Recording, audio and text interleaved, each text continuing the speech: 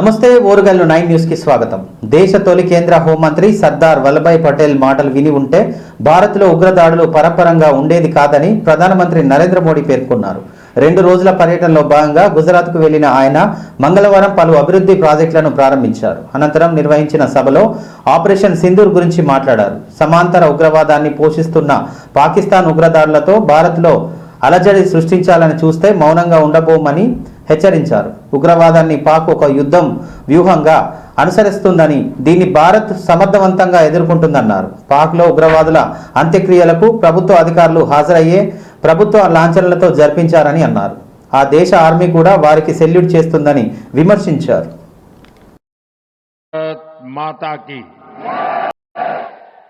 भारत माता की मंच पर विराजमान जिंदाबाद एक ऐसा दृश्य था और ये सिर्फ गुजरात में नहीं,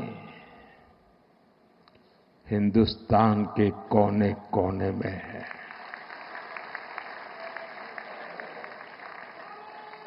हर हिंदुस्तानी के दिल में है।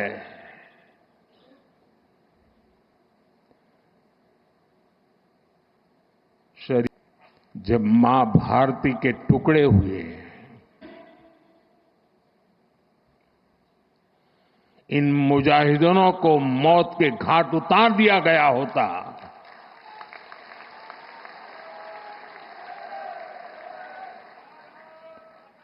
और सरदार पटेल की इच्छा थी कि पीओके वापस नहीं आता है तब तक सेना रुकनी नहीं चाहिए, लेकिन सरदार साहब की बात मानी नहीं गई और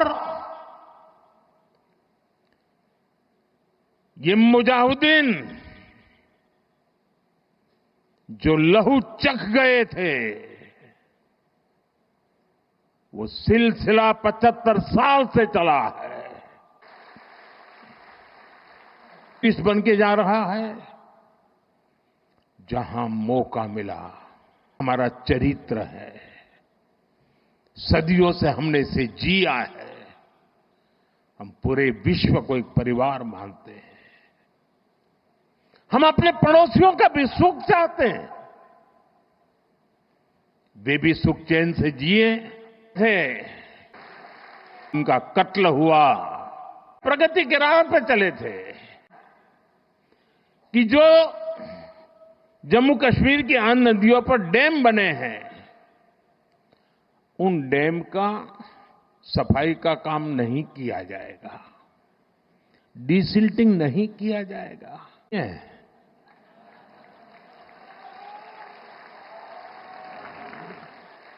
अभी तो हमने कहा है कि हमने इसको एबेंस में रखा है और इसीलिए हम एक निष्ठ भाव से है, हम विकास चाहते हैं, हम प्रगति चाहते हैं। ये जो सपने आपने मेरे में संजोए, मैं उसे देशवासियों के काम आए, इसके लिए उन्होंने उसका रोड मैप बनाया। जितना होना चाहिए उससे ज्यादा 3 कब बनोगे, इसका दबाव बढ़ रहा है। इसलिए गुजरात के पास जब हमने कन्या गुमा लांभा, मैं तो उस समय राजनीति में, और उसके बाद जब चुनाव हुआ, देखिए मैं राजनेताओं को कहता, समाज विरोधी नहीं होता, इतने से काम नहीं चलेगा। स्टडी करके और खास करके जो एग्रो प्रोडक्ट है, मैं तो टियर 2 टियर 3 सिटी के लिए कहूंगा, जो किसान पैदावार करता है उसका वैल्यू एडिशन, కడపలో టీడీపీ మహానాడు ప్రతినిధుల సభలో పాల్గొన్న సీఎం చంద్రబాబు సంచలన డిమాండ్ చేశారు। 500 రూపాయల నోట్లను రద్దు చేయాలని అన్నారు। డిజిటల్ కరెన్సీ వాడకంపై పెరిగిన నేపథ్యంలో అన్ని పెద్ద నోట్లను రద్దు చేస్తే అవినీతికి అడ్డుకట్ట పడుతుందని అన్నారు। గతంలో కేంద్రం డామినేషన్ చేపట్టిన సందర్భంలో డిజిటల్ కరెన్సీపై ప్రధాని మోడీకి ఒక రిపోర్ట్ సమర్పించానని అన్నారు। 500 రూపాయలు 1000 రూపాయల నోట్లను రద్దు చేయాలని, కొత్తగా తెచ్చిన 2000 రూపాయల నోట్లను కూడా రద్దు చేయాలని సూచించానని అన్నారు చంద్రబాబు। ఏపీలో అవినీతిని అరికట్టేందుకు వాట్సాప్ గవర్నెన్స్ తీసుకువచ్చామని, ప్రస్తుతం ఒక వాట్సాప్ మెసేజ్తో పని జరుగుతుందని అన్నారు. అధికారులు కూడా పారదర్శకంగా నివేదిక ఇస్తున్నారని అన్నారు. దేశ ఆర్థిక విధానంలో పారదర్శకత అవసరమని అన్నారు. పెద్ద నోట్ల రద్దును చేయాలని, వాటి స్థానంలో డిజిటల్ కరెన్సీని వాడకాన్ని ప్రోత్సహించాలని మహానాడు వేదికగా కేంద్రం మరోసారి కోరుతున్నానని చంద్రబాబు అన్నారు.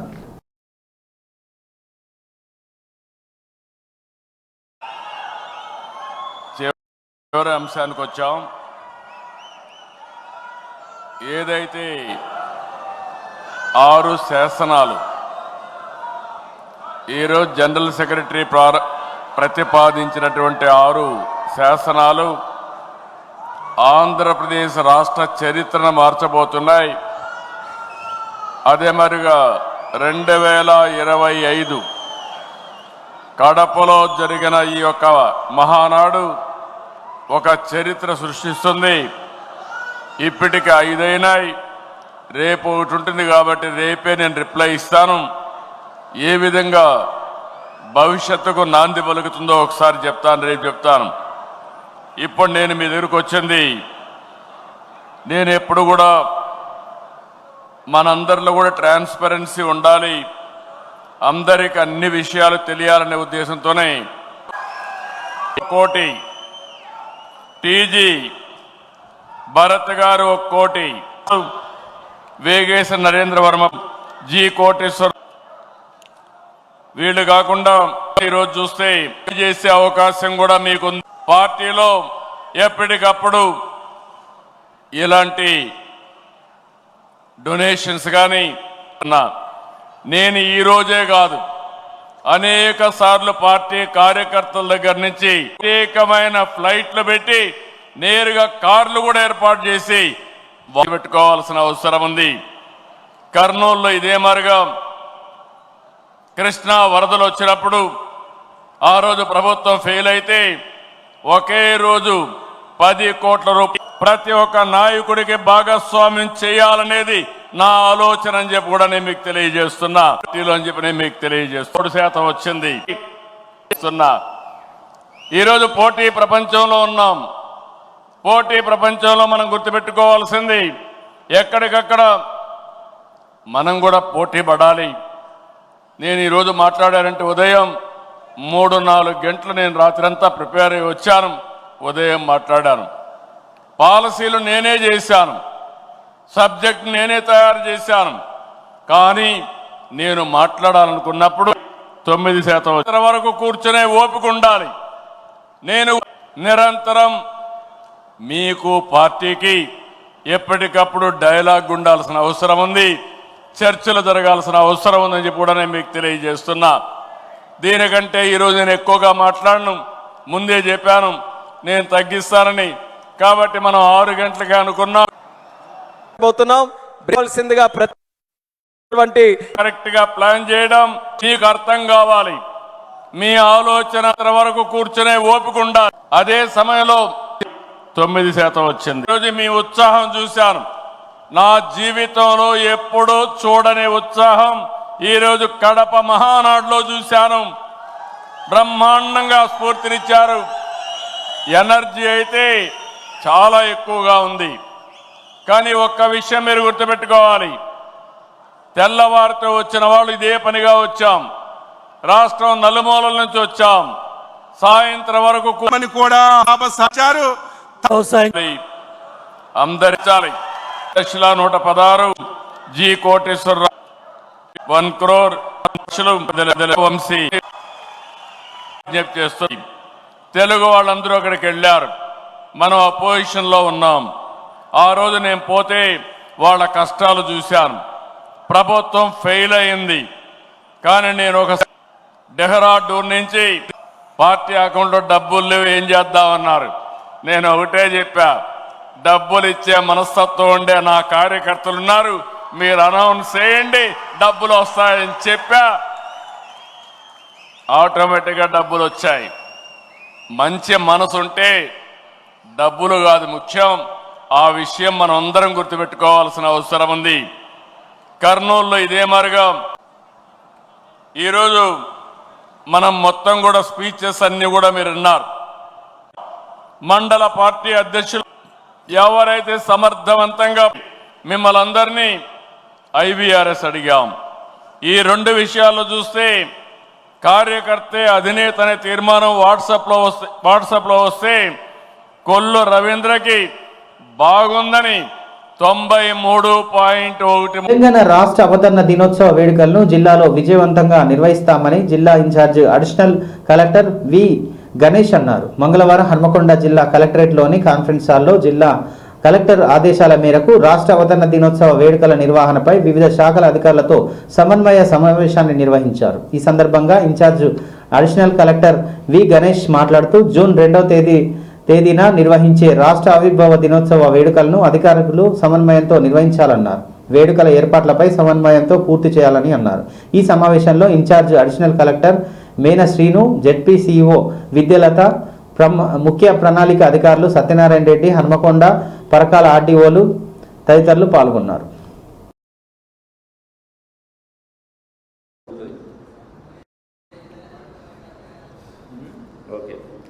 Next RDO Hanamkonda with assistance of tahsildar Hanamkonda seating arrangement చేయాల్సి ఉంటుంది. కమిషనర్ ఆఫ్ పోలీస్ ఆధ్వర్యంలో ఆ డిపార్ట్మెంట్ పోలీస్ శాఖ వారి ద్వారా ట్రాఫిక్ కంట్రోల్ కొంత డైవర్షన్ ఏమైనా అవసరమైతే డైవర్షన్ కూడా చేసుకోవాల్సి ఉంటుంది. అంబ్రెల్లా అక్కడ మెయిన్ ప్రోగ్రామ్ దగ్గర కెరీర్ గ్రౌండ్స్ కానీ పార్ట్స్ కూడా ఏర్పాటు చేసుకోవాలి. Arrange drinking water and venue to all invitees.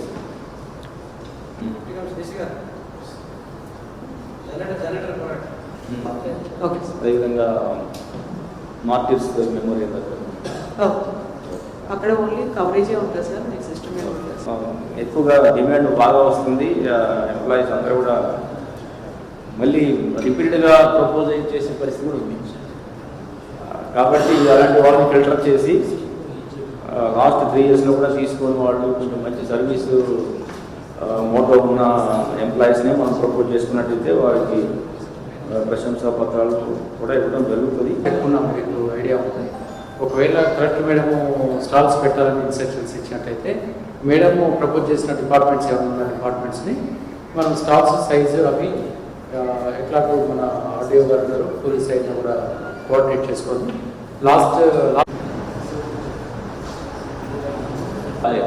TDP అంటేనే పేదల పార్టీ, పేదరికం లేని సమాజం టీడీపీ లక్ష్యమని మంత్రి లోకేష్ అన్నారు. కడపలో 3 రోజుల పాటు జరగనున్న తెలుగుదేశం పార్టీ మహానాడు కార్యక్రమంలో తొలి రోజు ఆయన ప్రసంగించారు. తెలుగు జాతి కోసం పుట్టిన ఏకైక పార్టీ టీడీపీ అని, తమకు అధికారం కొత్తది కాదు అని, ప్రతిపక్షం కాదని ఈ సందర్భంగా లోకేష్ అన్నారు. సమాజంలో మహిళలను చులకనగా చూస్తే పరిస్థితి మారిపోవాలని, మారుతున్న కాలానికి తగినట్లు పార్టీ కూడా మారాలని అన్నారు. పార్టీలో 58 మంది మొదటిసారిగా గెలిచిన ఎమ్మెల్యేలు ఉన్నారని, కొత్త పార్టీకి అవకాశం ఇవ్వడంలో టీడీపీ ఎప్పుడు ముందు ఉంటుందని అన్నారు. మెగా డిఎస్సి ద్వారా 16,347 మందికి కొత్త ఉపాధ్యాయులు రాబోతున్నారని ఈ సందర్భంగా మంత్రి లోకేష్ చెప్పారు. ఈ సందర్భంగా సమాజమే దేవాలయం, ప్రజలే దేవుళ్ళనే పేరున ఆయన 6 శాసనాలను ప్రతిపాదించారు. తెలుగు జాతి విశ్వ ఖ్యాతి, యువగలం, స్త్రీశక్తి, పేదల సేవల్లో సోషల్ ఇంజనీరింగ్, అన్నదాతలకు అండగా, కార్యకర్తలే అధినేతగా అని అన్నారు.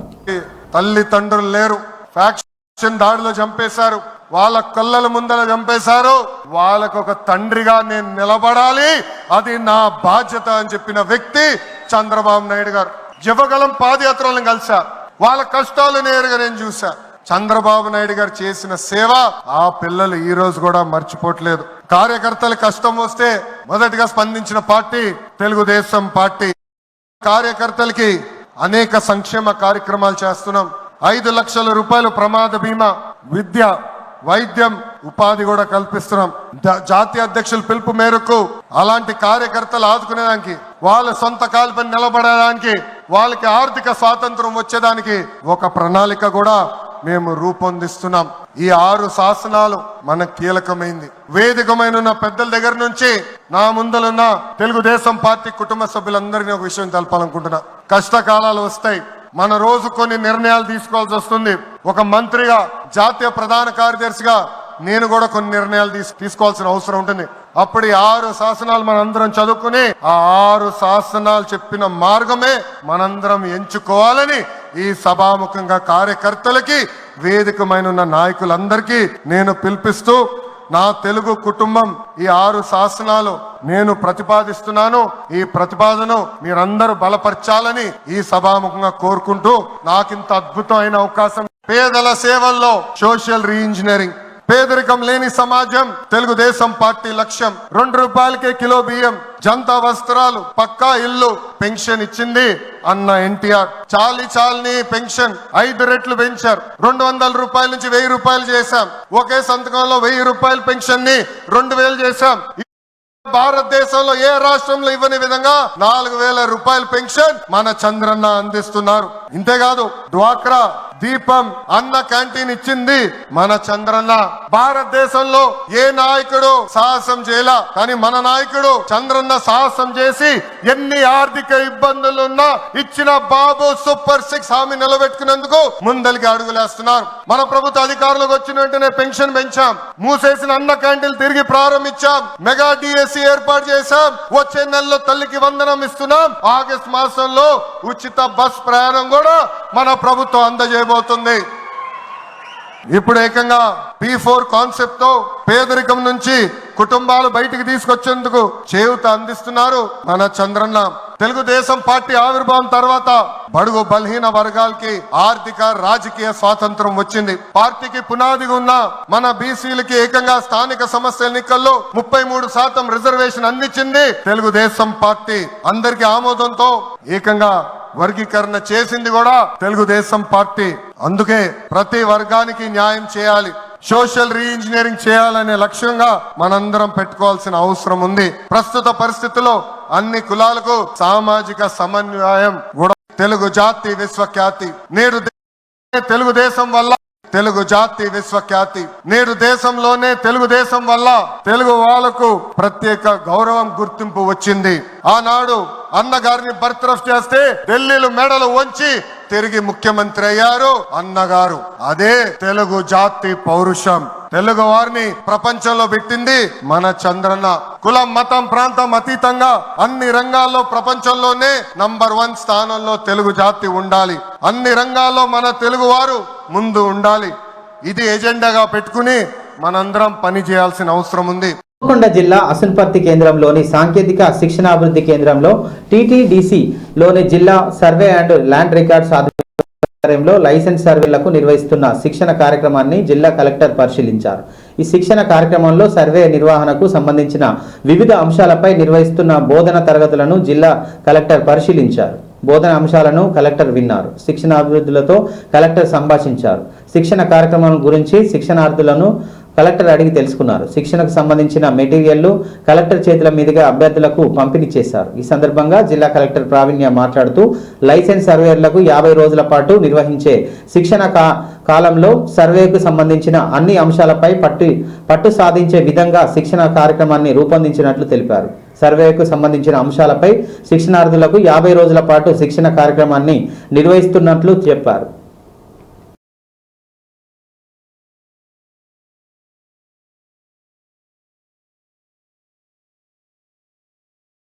ఎంపీ రఘునందన్ రావు మరోసారి సంచలన కామెంట్ చేశారు. బీఆర్ఎస్ ఎమ్మెల్సీ కవిత జూన్ 2న కొత్త పార్టీ పెట్టబోతుందని అన్నారు. పార్టీ పెట్టే షర్మిల తరహాలో తెలంగాణ రాష్ట్ర వ్యాప్తంగా పాదయాత్ర చేయనున్నదని అన్నారు. మంగళవారం తుఫ్రాన్లో పర్యటించిన ఎంపీ రఘునందన్ రావు బీఆర్ఎస్లో జరుగుతున్న పరిణామాలపై జోస్యం చెప్పారు. కేసీఆరే కవితతో పార్టీ పెట్టిస్తున్నారని ఈ సందర్భంగా అన్నారు. తండ్రి కూతుళ్ల మధ్య వ్యవహారం ఏం లేదని ఈ సందర్భంగా విమర్శించారు. కేసీఆర్ చుట్టూ దయ్యాలున్నాయన్న కవిత 10 ఏళ్లుగా దయ్యాల మధ్య రాజకీయం ఎందుకు చేయాల్సి వచ్చిందని ప్రశ్నించారు. గెలిచినప్పుడు దేవుడయ్యాడు, ఇప్పుడు దయ్యమయ్యాడని ఎందుకో చెప్పాలని ఈ సందర్భంగా రఘునందన్ రావు ప్రశ్నించారు. దేవుడు ఎందుకాయే ఓడిపోయిన ఈ రాష్ట్రంలో దేవుళ్ళున్నారా దయ్యాలున్నారా అని మొదలుకొని పంచాయతీలు జరుగుతారు. ఎవరింట్లో దేవుళ్ళు ఉన్నారు, ఎవరింట్లో దయ్యాలున్నాయి, దేవుడు దయ్యం ఎందుకు అయ్యిండు, ఎంపీ చేసినప్పుడు దేవుడు ఎందుకాయే, ఓడిపోయినాక అడ్డదారిలో తీసుకొచ్చి ఎమ్మెల్సీ చేస్తే దేవుడు ఎట్లాయే, దేవుని పక్కన దయ్యాలుంటే 12 ఏళ్ల నుంచి ఏం చేస్తున్నారు రాష్ట్ర ప్రజలకు చెప్పాల్సినటువంటి అవసరం ఉంది. ప్రజలు చీమలు పెట్టిన పుట్టలోకి పాములు వచ్చినట్టు 1200 మంది అమరులై తెచ్చుకున్న తెలంగాణ రాష్ట్రంలో వచ్చిన రాష్ట్ర ఫలితాలని ఒక కుటుంబం మాత్రమే అందుకున్నదని రాష్ట్ర ప్రజలు భావించి 10 ఏళ్ల తర్వాత మీకు ఒక మంచి గుణపాఠం చెప్పి ఇంట్లో కూర్చోబెడితే మళ్ళీ ఇలా ఒకరి మీద ఒకరు కొట్లాడుకొని ఒకరి మీద ఒకరు తిట్టినట్టు చేసి నేను కొట్టినట్టు చేస్తాను ఏడ్చినట్టు చేయని టీఆర్ఎస్ వాళ్ళు ఇతర పార్టీలకు పోయేందుకు టీఆర్ఎస్ పార్టీ ఖాళీ అయ్యేటువంటి ప్రయత్నాలు జరుగుతున్న తరుణంలో నాతోటి కొట్లాడితే నా బిడ్డ దగ్గర కోండి, నా కొడుకుతోటి కొట్లాడితే నా అల్లుని దగ్గర కోండి అని వాళ్ళే అన్ని గ్రూపుల్ని పెట్టుకొని చేస్తున్నట్టు ఇది ఒక నాటకంలా కనబడుతుంది తప్ప ఇంకొకటి ఏం లేదు. చెప్పాల్సిందే నిన్నెవరో మధ్యవర్తులు చిరణి ఇలా పేపర్లో చూసినాం. తండ్రికి బిడ్డకు మధ్యలో మధ్యవర్తులు ఎందుకు? నేరుగా మాట్లాడుకోవడానికి లైన్ ఫోన్ ఉంది, ఫామ్ హౌస్ ఉంది, బిడ్డ వస్తా అంటే నాయన రానిస్తాడు కూడా. ఇవన్నీ కూడా ఈ రాష్ట్రంలో ఉన్నటువంటి సమస్యల్ని పక్కదారి పట్టించి వ్యక్తిగతమైనటువంటి ఎజెండా తోటి వాళ్ళ కుటుంబంలో ఏదో జరుగుతుంది వాళ్ళే లీడర్లు కావాలనుకొని తండ్రి కొడుకు అల్లుడు వీళ్ళెవరు నచ్చకపోతే మళ్ళీ కూతురు దగ్గరకు పోయేందుకు ఇంకో కొత్త కుంపటి పెట్టాలన్నట్టు కనబడుతుంది. నాకు అవగాహన ఉన్న కాడికి నాకు అర్థమవుతున్న కాడికి చెల్లె కవిత ఆల్రెడీ మెంటల్ గా ఫిక్స్ అయినట్టున్నది. టీఆర్ఎస్ పార్టీలకు వెళ్ళి బయటకు పోదామని, సొంత ఎజెండా పెట్టుకుందామని, అక్క షర్మిలక్క చేసినట్టు పాదయాత్ర చేద్దామని, ఓ కొత్త పార్టీ పెట్టుకుందామని ఆమె డిసైడ్ అయినట్టు కనబడుతుంది. తేదీ ముహూర్తం కూడా నాకు అర్థమైన కాడికి బహుశా జూన్ 2వ తారీఖున కవితమ్మ కొత్త పార్టీ పెట్టొచ్చు. అంతకు మించి కొత్త కనబడేది ఏముంది? ఆడ కొట్లాట ఏముంది? తండ్రి కూతుర్లు అన్న చెల్లెళ్ళు పక్క రాష్ట్రంలో ఏమైందో చూసినాం. ఈ రాష్ట్రంలో కూడా గదే అవుతుంది. కొద్ది రోజులు పార్టీ పెడతారు, నడుస్తారు, పాదయాత్ర అయిపోతుంది. ఆ రాష్ట్రంలో అక్క చెప్పింది కదా పాదాల మీద నడిస్తే పాదయాత్ర అని. అట్లా ఈడ కూడా చెల్లె పాదయాత్ర చేస్తుంది, కొద్ది రోజులు కొత్త పార్టీ పెడుతుంది. సామాజిక తెలంగాణనో మహిళలకు అన్యాయం జరిగిందనో ఇప్పుడు చెల్లె కవిత మాట్లాడితే బాధ అనిపిస్తుంది. 5 ఏళ్లు మీరు నిజామాబాద్ ఎంపీ ఉన్నప్పుడు మీ నాన్నగారికి ఒక్క మహిళా మంత్రి కూడా లేకపోతే, నానా మహిళల్ని మంత్రులుగా తీసుకోకపోతే నాకు ఈ ఎంపీ పదవి వద్దు నాయనా అని ఎన్నడూ చెప్పలేదు చెల్లి చెప్పినట్టు నేను ఎక్కడ చూడలేదు. బీసీలకు అవమానం జరిగింది, సామాజిక తెలంగాణ లేదని ఈరోజు కవిత గారు మాట్లాడుతున్నారు. ఒకవేళ అదే కరెక్ట్ అయితే ఈటల రాజేందర్ గారు అనేటువంటి ఒక బీసీ బిడ్డను అర్ధరాత్రి అపరాత్రి అని చూడకుండా మంత్రివర్గాలకు వెళ్ళి బయటికి పంపించి తప్పుడు కేసులు పెట్టిన రోజైనా కనీసం నాయన ఇది మంచి పద్ధతి కాదని కవితమ్మ మాట్లాడితే సామాజిక తెలంగాణ గురించి మాట్లాడినట్టు కనబడుతుండే. అధికారంలో ఉన్న 10 ఏళ్లు పూలే విగ్రహం పెట్టడం చేతగాని టీఆర్ఎస్ బీఆర్ఎస్ నాయకులు నిజామాబాద్ ఎంపీ గారు ఇలా పూలే విగ్రహం కావాలని చెప్పి సంతకాల సేకరణ చేస్తుంది, అన్ని పార్టీలు కలుస్తుంది. సో నాకేమర్థమవుతుందంటే కవితమ్మ గారి యాక్టివిటీని అటిట్యూడ్ ని చూస్తే వారు మెంటల్ గా ప్రిపేర్ అయినట్టు కనబడుతుండ్రు. బహుశా లాంఛనం జూన్ 2 నాడు లాంఛనంగా వస్తుంది అనుకుంటున్నాం. పార్టీ వస్తుంది, పాదయాత్ర మొదలవుతుంది, ఆ ఇంట్లోంచి ఈమె ఇంకొక పార్టీ పెట్టుకుంటుంది. నల్గొండ జిల్లా అసిన్పర్తి మండల కేంద్రంలోని లక్ష్మీ ఫర్టిలైజర్ ఆగ్రోస్ రైతు సేవా కేంద్రాన్ని జిల్లా కలెక్టర్ తనిఖీ చేశారు. ఈ సందర్భంగా విత్తన ఎరువులు, పురుగు మందుల నిల్వను, విక్రయాలకు సంబంధించిన రికార్డులను, బిల్లులు, బుక్కులను కలెక్టర్ తనిఖీ చేశారు. గోదాములలో నిల్వ చేసిన ఉన్న విత్తనాలను, ఎరువులను, మందులను కలెక్టర్ పరిశీలించారు. ఈ పాస్ మిషన్ వినియోగం గురించి విత్తన ఎరువుల దుకాణదారులను అడిగి తెలుసుకున్నారు. దుకాణాలలో విత్తన ఎరువుల, పురుగుల మందుల నిల్వలకు సంబంధించిన స్టాక్ బోర్డులను పరిశీలించారు. పత్తి విత్తనాల ప్యాకెట్లను కూడా లేబుల్స్ను పరిశీలించారు. అదేవిధంగా పత్తి విత్తనాలను సంబంధించిన ఎన్ని రకాలు నిల్వ ఉన్నాయని, ఏ రకంగా ఎక్కువ విక్రయిస్తున్నారనే వివరాలను దుకాణదారులను అడిగి తెలుసుకున్నారు. ఈ సందర్భంగా జిల్లా కలెక్టర్ మాట్లాడుతూ పంట సాగులో సస్య రక్షణ చర్యలకు డ్రోన్ ద్వారా నానో యూరియాను చల్లే విధంగా రైతులను ప్రోత్సహించాలని దుకాణదారులకు సూచించారు. ఈ సందర్భంగా జిల్లా వ్యవసాయ అధికారి రవీందర్ సింగ్, మండల వ్యవసాయ అధికారి అనురాధ, సంబంధిత శాఖ అధికారులు తదితరులు పాల్గొన్నారు.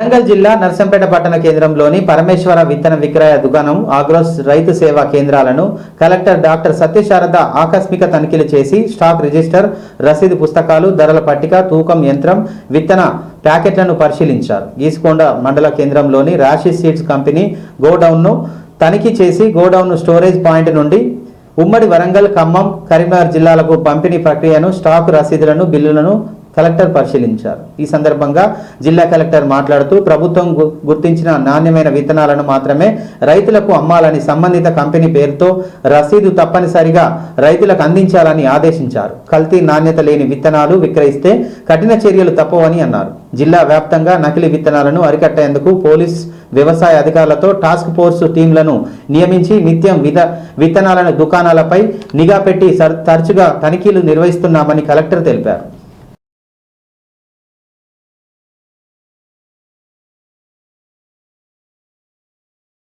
తెలంగాణలో వర్షాకాలం ప్రారంభమైంది. నైరుతి రుతుపవనాలు తెలంగాణలోకి ప్రవేశించాయి. దక్షిణ తెలంగాణలోని మహబూబ్నగర్ జిల్లా వరకు నైరుతి రుతుపవనాలు వ్యాపించడంతో వానాకాలం ముందస్తుగానే ప్రారంభమైందని దీనికి సంకేతికంగా భావిస్తున్నారు. దీంతో రాష్ట్రానికి వర్ష సూచనలు ఉన్నట్లుగా వాతావరణ కేంద్రం తెలిపింది. ఈ రోజుతో పాటు వచ్చే 4 రోజులు వర్షం కురిసే ఛాన్స్ ఉన్నట్లుగా అధికారులు తెలిపారు. ఇవాళ భారీ వర్షాలు, రేపు ఎల్లుండి భారీ నుంచి అతి భారీ వర్షాలు కురిసే అవకాశం ఉందని చెప్పారు. కరీంనగర్, పెద్దపల్లి, జయశంకర్ భూపాలపల్లి జిల్లా, ములుగు, భద్రాద్రి కొత్తగూడెం, మహబూబాబాద్, వరంగల్, హన్మకొండ, యాదాద్రి భువనగిరి జిల్లా, రంగారెడ్డి, హైదరాబాద్, మేడ్చల్, మల్కాజ్గిరి, వికారాబాద్, సంగారెడ్డి జిల్లాలో అక్కడక్కడ భారీ నుంచి అతి భారీ వర్షాలు కురిసే అవకాశం ఉండడంతో ఎల్లో అలర్ట్ జారీ చేసింది వాతావరణ కేంద్రం.